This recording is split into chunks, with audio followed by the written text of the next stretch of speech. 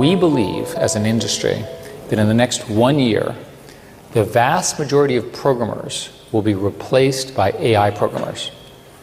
We also believe that within 1 year, you will have graduate-level mathematicians that are at the tippy-top of graduate math programs. So that's 1 year, okay?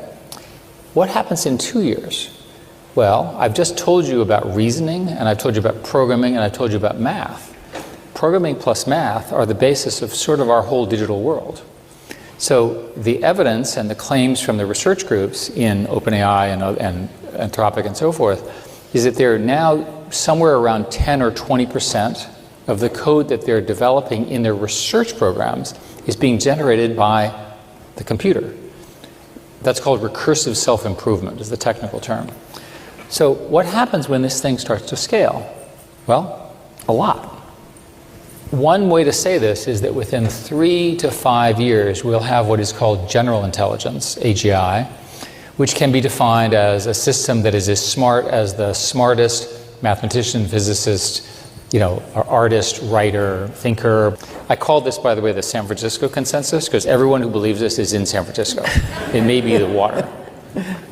What happens when every single one of us has the equivalent of the smartest human on every problem in our pocket? But the reason I want to make the point here is that in the next year or two, this foundation is being locked in, and we're not going to stop it. Because remember, the computers are now doing self-improvement. They're learning how to plan, and they don't have to listen to us anymore. We call that superintelligence, or ASI, artificial superintelligence. And this is the theory that there will be computers that are smarter than the sum of humans. The San Francisco consensus is this occurs within 6 years, just based on scaling.